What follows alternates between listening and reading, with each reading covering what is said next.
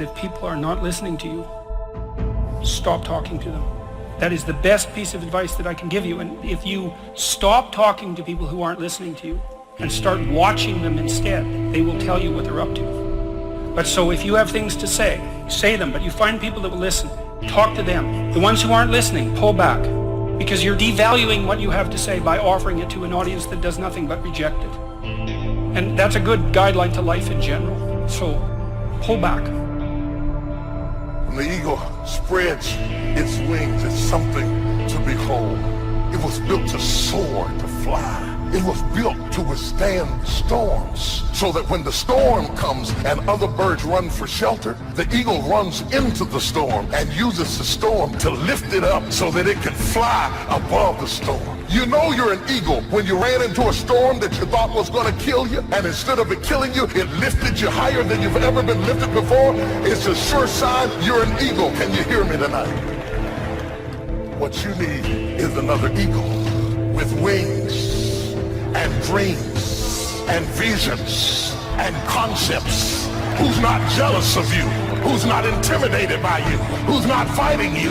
You know that it's an eagle when they're not jealous of you. You know it's another eagle when they can pray for you and help you to get to the next level. It's only the chickens that are down on the ground talking about everybody.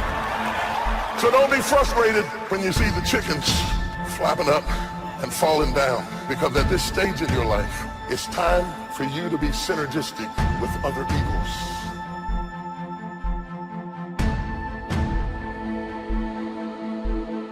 When you're an eagle, you're meant to rise up. We don't rise up when everything's going well. We rise up regardless. You're trained to rise up on your worst day. That's who you are. In the worst of circumstances. No place for whining, complaining, being anxious, being negative. It's totally unnecessary. Eagles live on another level. Eagles think on another level. Eagles dream on another level. Eagles function on another level. If you had somebody reject you, leave you, stop crying about it. It was just a chicken.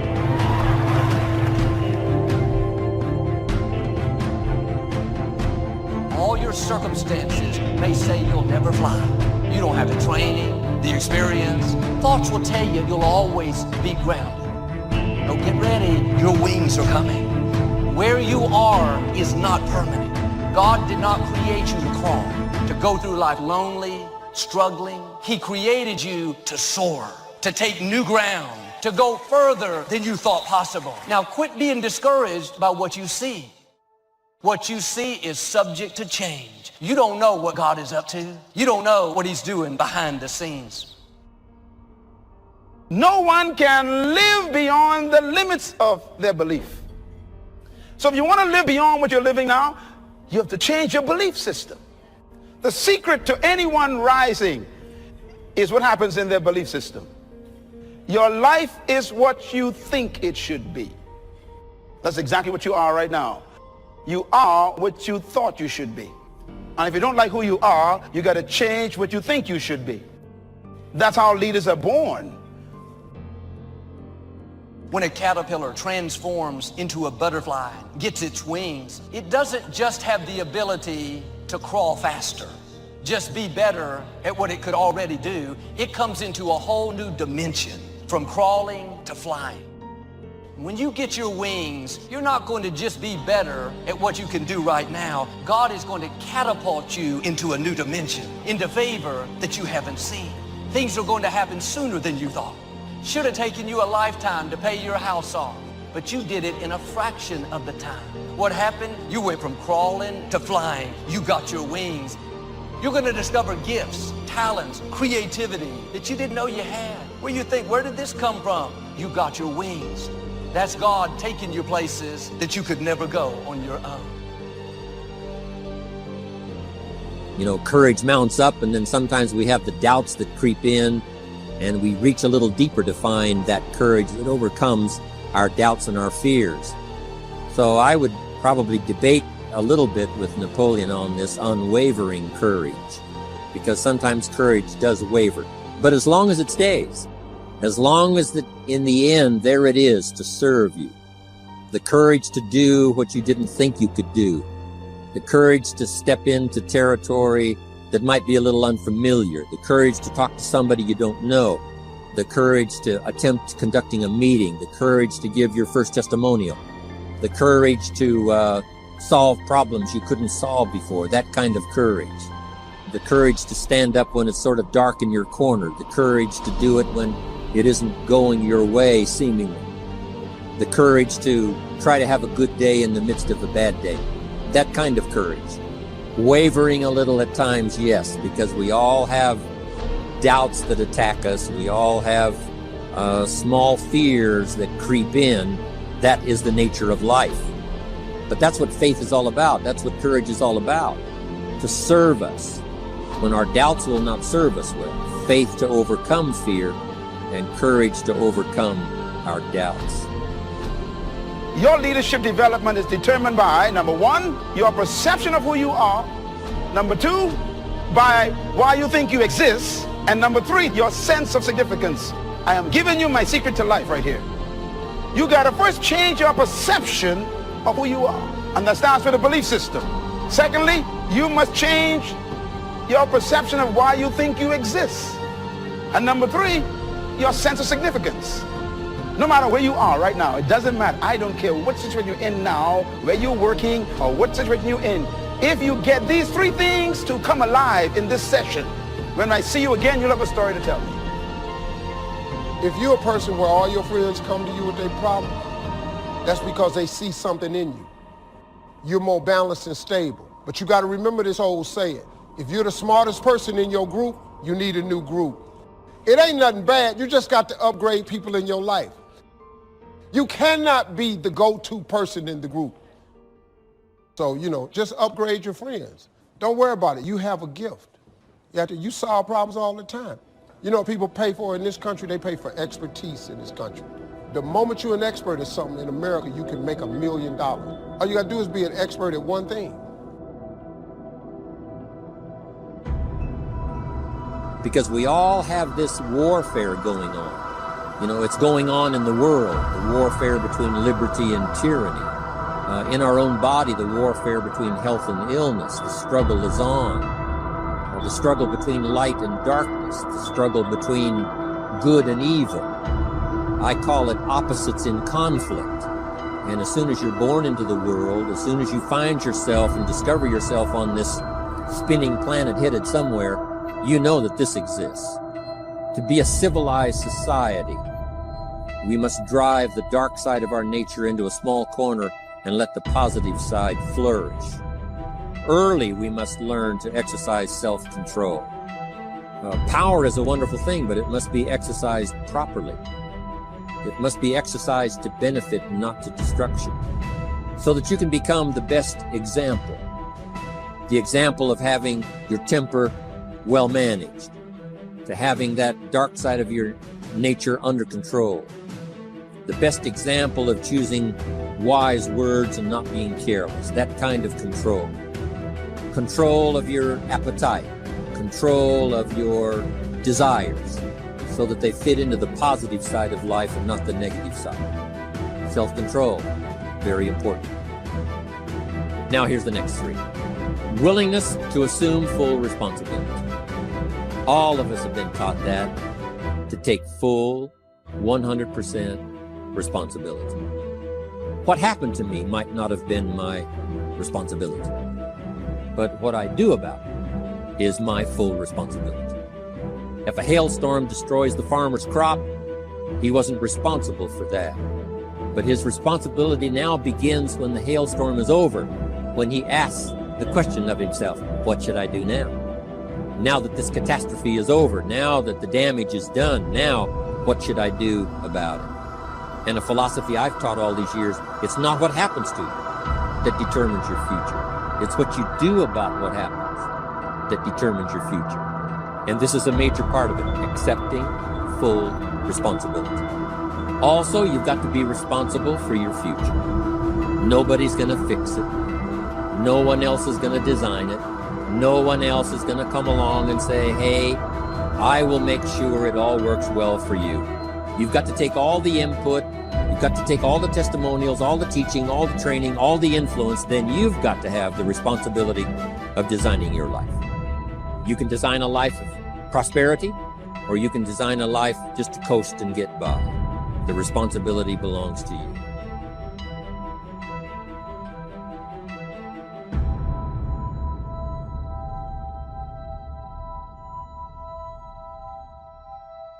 Discover that you are important to the human race, you are important to the world, you are important to your universe. You can never fully carry out the mandate of leadership if you don't have the mentality of leadership. It's about mentality. A matter of fact, integrating attitude and aptitude and altitude produces leadership. That's a lot of ops there. First of all, your attitude got to be right. Then you must marry that to attributes. That means gifts you were born with. Then you got to marry that to aptitude. That means now you got to educate and train those gifts. That's why you read, study, and go to school, for your aptitude to be increased. And then your altitude means you got to change the level of associations you are in. Here's the key to the good life. Learn to put everything you've got into everything you do. Whatever you are doing, pour it on. It will quickly open up into opportunity or quickly disclose to you that you ought to be doing something else. Here's the next attitude disease: indecision, mental paralysis. The guy can't make up his mind and it becomes a disease. Pretty soon he knows he's got it. A life full of adventure is a life full of many decisions. The ones that turn out to be wrong give you better experience to make better decisions. So don't see how many decisions you can get out of, see how many you can get into. That's where the adventure is. So shake off this disease, indecision. The next one is doubt. And one of the worst is self-doubt. There are many, but that's one of the worst. The guy doubts himself, doubts if he can do that well, doubts if he can make that much, doubts if he can accomplish all that. A chronic, excellent self-doubter. You can imagine what damage that does to your future. So here's the key. Turn this coin over and become a believer.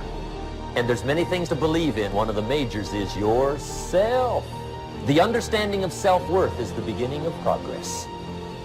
Sometimes it's so easy to focus on how we lost during the day. Sometimes it's so easy to focus on, here's all the things that I did wrong for myself. A lot of us do that a lot. We beat ourselves up. We're like, hey, we didn't eat right today. It's a loss for the day. Hey, I didn't work out. It's a loss for the day. Hey, I didn't study today. It's a loss for the day. And I think so many times we beat ourselves up for all of our shortcomings when we really need to be focusing on what we did right. For a lot of us out there, we all have big goals and we're chasing after greatness in our life. And it's like, hey, in order for me to make change in my life, it's this big, overwhelming obstacle. And we're like, hey, I'm here, I need to get to here, and I want to make all that jump at once. When in truth, your success is not one big jump. It's actually a bunch of small, consistent steps. You continuing to show up for yourself. My mother said, Leslie, if you run around with 9 broke people, I guarantee you, you'll be caught number 10. Well, come to find out, Mama was right. She only had a 3rd grade education. But the studies indicate that you earn within $2,000 to $3,000 of your closest friends. So poverty and living a mediocre life is communicated mind to mind. And so your relationships can hold you down or they can lift you up. I teach people to practice the principle of OQP. Only quality people. If you're the smartest one in your group, you need to get a new group. Your perception of who you are, you've got to change it. And most of our perceptions are other people's concepts of us, and therefore we don't have self-concept, we got other concept. What is your perception of who you are? And the second one, why do you think you exist? You got to discover that you were born for something. Some reason, there's some purpose for your life. If you don't discover that, you'll always have a job, and we'll bury you in an average grave with an average tombstone. Then he said, a leader must have a keen sense of justice. How very true. Justice we become familiar with, even when we're small. When certain things that happened or were done to us that something told us that wasn't right. Someone did us wrong. We have that sense of right and wrong. And it starts very early. Then we have to have that sense of utilizing what's right and what's wrong so that we develop this sense of justice, this sense of being fair, this sense of being on the positive side, on the right side. to minimize a person's mistakes, they need to have this sense of justice. It's been a catastrophe in the last 6,000 years, the governments that resorted to power instead of democracy, that resorted to intimidation instead of freedom. And we all know the terrible toll that that takes. But it takes a toll not only politically in a country or politically around the world, but it takes a toll even in enterprise. It takes a toll in school if a teacher is unfair. It takes a toll in working on a team where someone is unfair, or where the leadership is not fair in the administration of justice. So this is true. A keen sense of justice and what's fair and what's right. Part of this we have to learn as we go. You know, you don't have it all the first year. You haven't got it all the second year, the third year. After all the years that I've, been around, both as a human being and as a business person, we're still, even at these years, trying to decide what's best, what's fair, what's right, to give balance to our life and to build on a firm foundation for the future. So I agree with Napoleon. Good idea. A sense of justice. Here's another one, he said. Definiteness of decision. Indecision is the thief of opportunity. If you don't decide, the opportunity could slip away. If you don't decide what you're going to do today, the day could get away and you're not very effective. Is it possible to finish the day before you start it? And the answer is yes. If you don't finish it to the best of your ability, have some idea, some good plan, sure enough, the day escapes. And in the morning you say, let's see, what should I do now? In the afternoon you say, hey, time's getting away from me, what should I do now? And now most of the day is lost. Most of the day escapes not being utilized and doesn't work for you simply because you didn't make those decisions early, at the early part of the day. The decisions we make in the early part of our life sometimes last for a lifetime.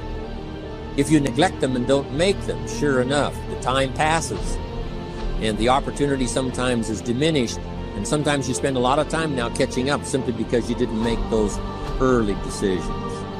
So it's the decisions at the first of the day, it's the decisions at the early part of the month, it's the decisions at the early part of the year that greatly determines what kind of year you're going to have. The decisions you make in the early days of your marriage, sometimes those are the decisions that affect the marriage for a lifetime. The decisions you make at the first chance you see opportunity, those decisions, what you're going to do with it, how far you're going to take it, what it's going to be meaning to you in the years to come.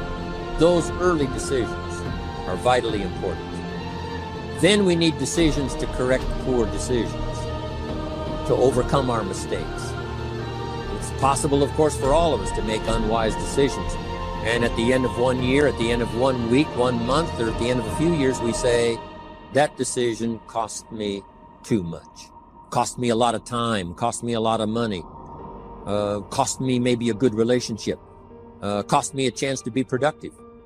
But as long as you're alive, there's still a chance to use new decision power to correct the mistakes of decisions that were bad in the past. All of us have the opportunity to do that, but I think Napoleon was right here too. You got to be definite in making decisions so that the opportunity doesn't pass you by. Take advantage. Here's the next one. Napoleon Hill said, a good leader has definite plans. How important that is. Don't let this momentum pass you by. Don't let this momentum go uncashed in on. Don't let it be like a lost cause for you. And maybe you've, because of the lack of plans, have lost a month or two, or you've lost a week or two, or maybe you've lost a year and you were 10% effective instead of 100%. Now's the time to change all that and start making some plans. You got to have some plans for your family, right? You got to take your family along. Don't leave them out. One of the challenges all of us have in making our plans is how to balance everything, to make sure that we don't regret at the end of the year, I spent too much time on that. I spent too much money. And then if you have, say, how can I not do that again? And construct some better plans so that you won't have any regrets at the end of a year to come, 5 years to come, 3 or 4, 5 years to come. Definite plans. Plans for the use of your money, so that you find yourself secure regardless of what happens. I agree with Napoleon here. You got to have good plans. One more on plans, and that is the plan for your personal development. The plan to be better this year than last year. The plan to take the classes, attend the workshops, do everything you possibly can to show personal progress. Not just financial progress, not just the progress of having one more car or one more home, but the progress of personality, the progress of communication skills, the progress in how to deal with people, progress in using your influence so that it multiplies its power by 5 by 10 versus what it used to be. You need those kind of plans. A plan for personal growth, personal development, a plan to be all that you can possibly be in the years to come as you develop in your life business and your family business, all of that. Got to have good plans. Next, Napoleon Hill had a good saying. It was something my father had and passed it on to me as a good philosophy. And here's what he said. A good leader has the habit of doing more than what he gets paid for. What an incredible philosophy this is. The habit of doing more than you get paid for. It's what we call the service that you put out like seeds in the ground that doesn't bring the harvest immediately, but the harvest is yet to come. It's called like putting out the capital in capitalism. Doing more than you get paid for means that you're getting ready for the next move up. Because if you do more than you get paid for, you've made an investment. The average person might think if I do more than the company requires, then they're ripping me off. I'm not getting paid for that extra time, that extra attention. But you must not view it that way. You must say, I'm getting there a little earlier, staying a little later, as an investment in my own personal future. Because I want that kind of reputation. I want that kind of philosophy to work in my life. Do more than you get paid for. So what you don't get paid for, don't worry about that. Just render the service with the vision of the future that it'll come back multiplied if you have this kind of habit, this kind of philosophy. Next, Napoleon Hill talks about personality. You need a pleasing personality. There's many parts to your personality. One is your working personality. The kind of behavior, the kind of attitude that you need, especially in the public. Some things you can kind of get by with being a little careless, maybe in private, but in public, where it counts so much in your paycheck, it counts so much in building your business for the future, your own personality. But here's what you also must remember. You develop your personality in private so that it serves you well in the public. Sometimes we get the mistaken idea, I can be careless with just these few and be more careful when I have 1,000. But see, that doesn't work that way. Careless with a few, sure enough, that will creep into your presentation for 1,000 people. The influence you have one-on-one, that's what really counts. You say, well, I'm only talking to 2 people, it doesn't matter much.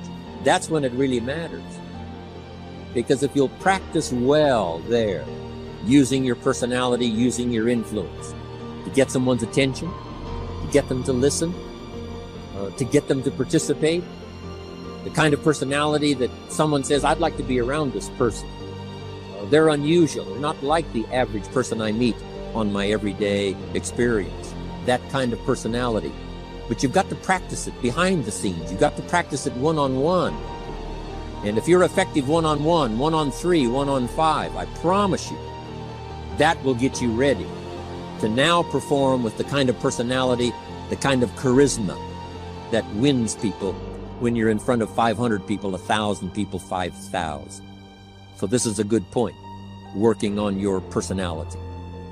Next, Napoleon Hill said a leader needs sympathy and understanding. We have to develop that early in our lives. All of our lives, we have to look at those that are less fortunate than we are. Those who need a helping hand, and especially now we learn to look at those who need an opportunity, those who need a change in their health, those who need a change in their life and in their lifestyle. That kind of leadership quality is so powerful. That kind of understanding. understanding. Now here's the last one. Napoleon Hill said, a major attribute of leadership is vision. Vision is in many parts. One, a vision for your own course to follow. A vision for you, for yourself. A vision for your financial future. A vision for your health. A vision for your wealth. A vision for you to latch onto and make something out of. A vision for your family, because vision must now lift others as well as ourselves. Guess what our family is counting on? That we'll be able to see things that at first they cannot see. That we'll be able to look further into the future than perhaps they will be able to look. The same is true with your organization, the people that are around you. They're counting on your vision. Perhaps you've been there a little longer than they have. Maybe you've been there a lot longer than they have. And they will look to you to help them see things that they can't see in the beginning. And if you will do that, develop that attribute of leadership, I'm telling you, you'll have such a dramatic effect on your organization, it will be unbelievable. A vision for yourself, a vision for your family, a vision for your organization, a vision for the people that you're close to.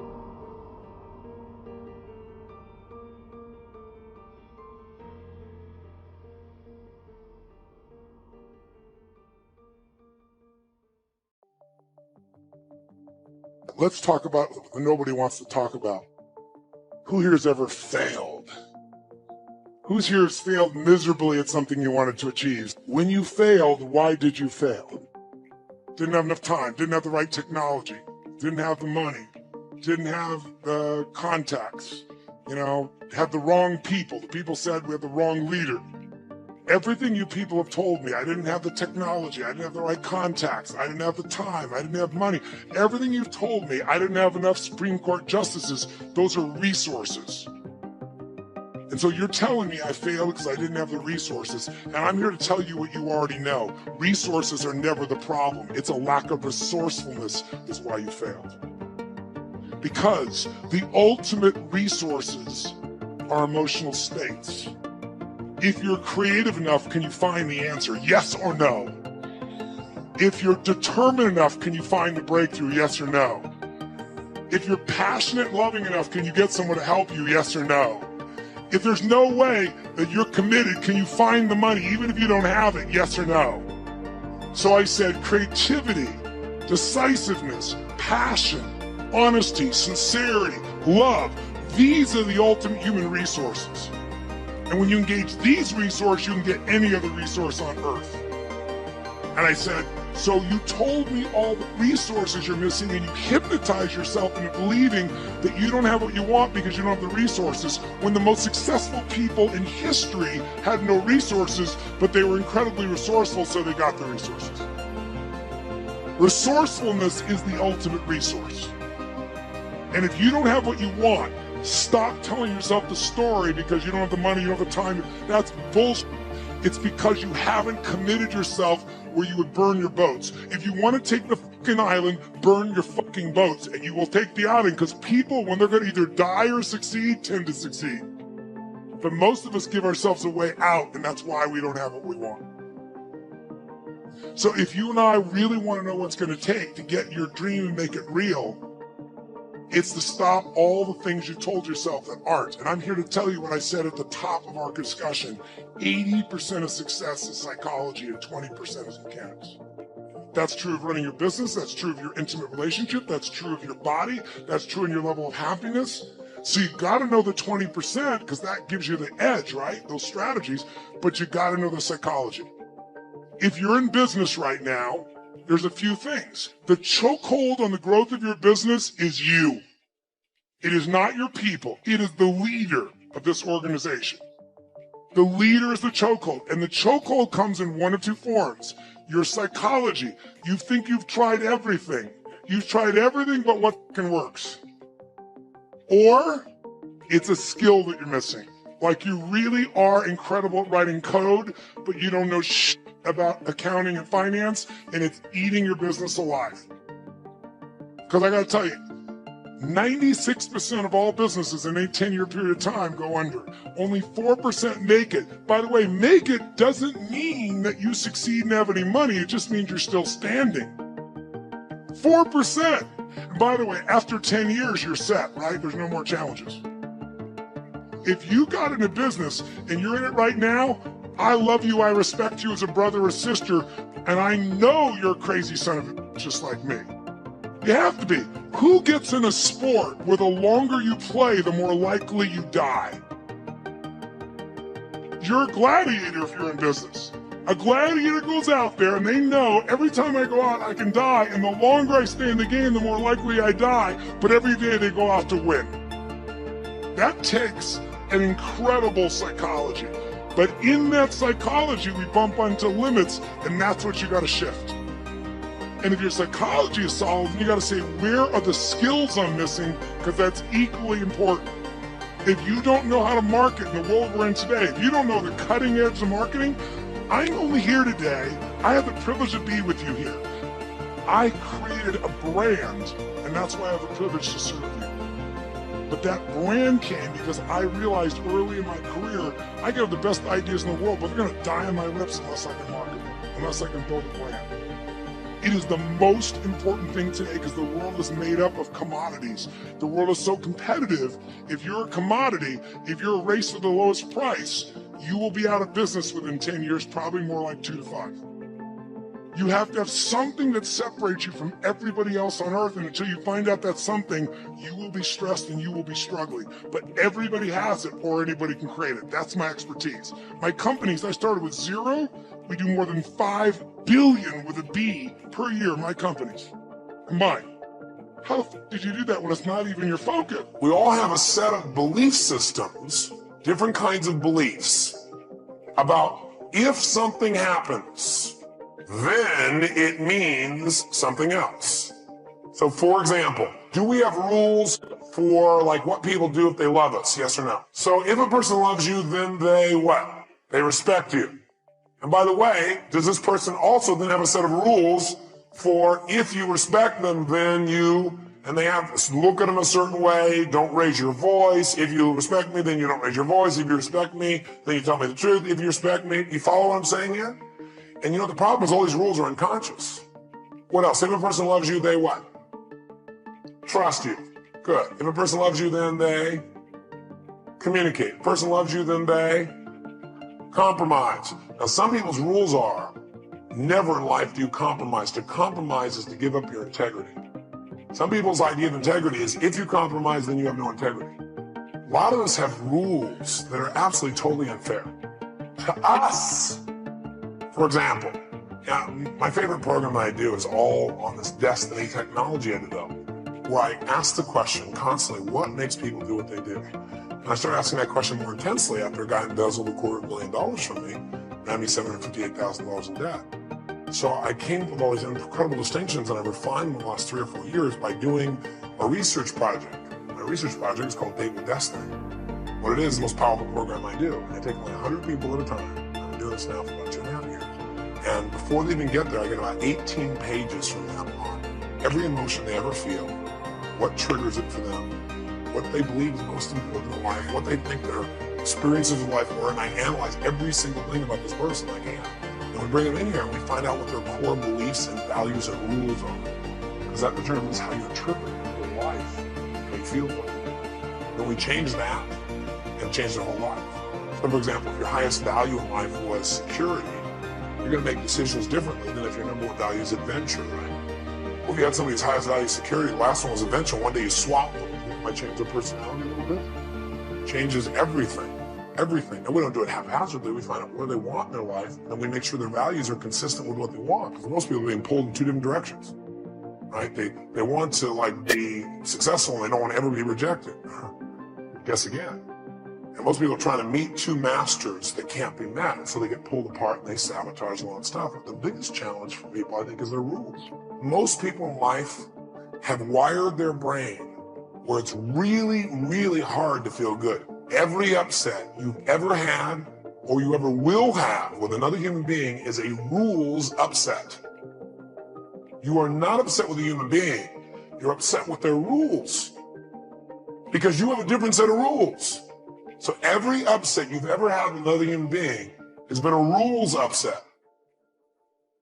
And whether we get pain or whether we get pleasure in any moment is not based on what happens, but our giving ourselves that pain and pleasure based upon our rules. People don't have enough rules in their life for themselves. So for instance, I get out of bed in 10 minutes or less. Doesn't matter. And I don't want to. That's why I have the rule. Because I went through... Callous your mind. Literally. I went through a period where I would lay in bed for 3 to 4 hours, awash in shame at my inability to get out of bed. And it just embarrassed me. And so I felt badly about myself. So I wanted to make a change. So I knew that I needed a bright line. So bright line, 10 minutes or less, you get out of bed as soon as you realize you're awake. That's it. So, and the rule is more specific. It's like I have to have had at least 5 hours of sleep. But once you put the rule in place, then you just live by it. And that's how you earn credibility. Like right now, I don't feel the way telling you that I want to feel. This is a good moment. He's on my team. I'm pointing at him. This is a good moment. So I'm saying this and I don't feel good about saying it. Why? Because today, I don't know what happened. I got out of bed in 11 minutes and I was so You literally time it? Oh yeah. I mean, from waking up to actually physically getting out of the bed? Correct. My feet must be on the floor and I must be standing up before it ticks over into the 11th minute. And today, I don't know what happened. I was aware of the time. I knew I needed to get up. And for whatever reason, one of the minutes just went faster than I thought. When I looked back, I was like, damn it. And so I'm surprised you even made it here today then. Right? So now this comes into like knowing how to handle something like that. Like if you totally fall apart because you don't live up to one of your rules, you're violating another one of my rules, which is don't do anything that doesn't move you towards your goals. So it's like, yes, it is a part of my identity to confess this. So because I'm talking about it, I want to say it now to an audience. It's the only thing that will allow me to reset and be able to feel good about it again, because I don't lie. When I miss it, I own it. Well, look, if your biggest problem is it took you 11 minutes to get out of bed. Sadly, that's not my biggest problem. This is a high quality problem. Right. Yes, very true. But my thing is people don't have the rules. And so I have other rules. For instance, I wear a size 32 pant. That's it. And so no matter what your waist is. No. I won't let my waist get out of line with that. So I use the pants as a way to guide. Now I would go down if I got so lean that I was, 31. That's not a problem. But I'm not going to allow myself to go up. And it's super tempting, like especially around Christmas. I don't try to hold abs through the winter. So yeah, during Christmas, like right now, I do not have abs. So, and I'm totally fine with that. I switch a different part of my mentality. During the holidays, my wife and I definitely celebrate with food, and it's amazing, and I love it the most. So, but if that celebration took me up to like 32s don't fit anymore, I got to cut back because I have a rule. So it's like, that's how I keep myself in a lane. I keep myself from getting into trouble. I know the things that I accept from myself and what I don't accept from myself. And it's all like stated. It's very clear. Stop doing the things that you know are wrong that you could stop doing. Right? So it's a fairly limited attempt. First of all, we're not going to say that you know what the good is or what the truth is in any ultimate sense. But we will presume that there are things that you're doing that for one reason or another you know are not in your best interests. There's something about them that you just know you should stop. They're kind of self-evident to you. Other things you're going to be doubtful about. You're not going to know which way is up and which way is down. But there are things that you're doing that you know you shouldn't do. Now, some of those you won't stop doing. For whatever reason, you don't have the discipline, or maybe there's a secondary payoff, or you don't believe it's necessary, or it's too much of a sacrifice, or you're angry or resentful or afraid, who knows? So forget about those for now. But there's another subset that you could stop doing. It might be a little thing. Well, that's fine. Stop doing it and see what happens. And what'll happen is your vision will clear a little bit. And then something else will pop up in your field of apprehension that you will also know you should stop doing and that you could stop doing because you've strengthened yourself a bit by stopping doing the particular stupid thing that you were doing before. That just puts you together a little bit more. And you could do that repeatedly for an indefinite period of time. And you know, that doesn't necessarily mean that you're going to ever be able to formulate a clear and final picture of what constitutes the truth and the good, but it does mean that you'll be able to continually move away from what's untruth and what's bad. And, you know, that's not a bad start. This is a very crucial concept for me and for virtually all of us. It's this idea of taking your life in your own hands and being the kind of person that you choose to be, and understanding that everything that comes your way is an opportunity, is a blessing. And it wasn't until I learned how to celebrate virtually everything that came my way that I was able to transcend it. You see, everything that was given to us by God, whatever that is perfect. No one can deny the mountains are perfect and the rivers are perfect and the birds are perfect and the hippopotamuses are perfect and so on. This is just what was given to us. Everything else that you have on our planet, that we have on our planet, comes about as a result of thinking. Thought makes it so. All right? This microphone comes about as a result of thinking. Somebody imagines it. Somebody then tells somebody else, and it creates it. The dress that you're wearing, the shirt that I'm wearing, the shoes that you have, the stage, these cameras. Everything that you see that wasn't given to us was created by man as a result of the way that we think.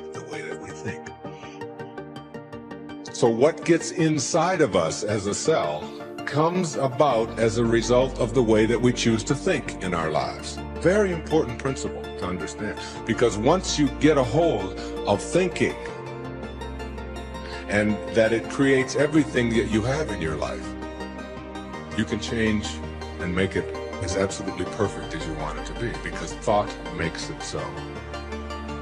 I started feeling like, I think everybody knows, I've moved my whole life on instinct, you know. I feel like now it's time to let the show go. I feel like it's time to move on because I've grown as much as I can grow. When I've grown as much as I can grow in a space, that's my instinct to move. We have more power to influence our thoughts and our beliefs. And so there are a lot of tools and techniques out there that are resources. Like when I grew up, we didn't have any, we had no money, right? I had no education because I was very learning challenged. I didn't know anybody, right? So I feel like it's not, when people are, that's where they'll go though. When there's a stopgap between where they are and where they want to be, they'll say, oh, I don't have the money, or I don't have the education, or I don't have the intelligence, I don't have the network, or anything else like that. And you know, what you know, as for all incredible success you've had and the value you've created for the world, is that it's not about resources, right? Because we know a lot of people who didn't have any resources that were able to impact the world. It's about our internal resources. And what I'm saying is optimizing our environment, optimizing our behaviors, our capabilities, our beliefs and our values, and our identity, right? At the highest level, our identity, because you can't just change your belief or your values or your behavior even if you don't believe you're that kind of person. You know, that's why I kind of always go to the superhero mythos, because I want people to claim that identity. I call it the superhero you, that version of ourselves, that we're not waiting for Superman or Batman or Wonder Woman. It's like, you are Wonder Woman, you are Batman, you are Superman. It's just we have to commit ourselves to be able to unleash you.